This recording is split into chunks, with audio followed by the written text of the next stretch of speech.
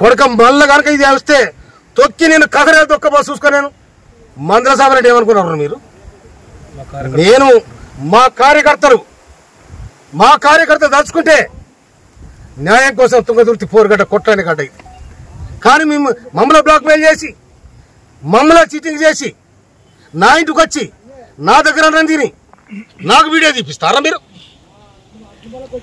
నేను ఇవాళ సమాజంలో ఒక మార్పు రావాలి, గుర్తింపు రావాలి, ఒక సమాజం ఈ విధంగా ఉండాలని ఇవాళ కాంగ్రెస్ ప్రభుత్వం ఇవాళ రేవంత్ రెడ్డి ప్రభుత్వం మేము విజ్ఞప్తి చేస్తే మాకు ఏబిసిడి వర్గీకరణ చేసింది.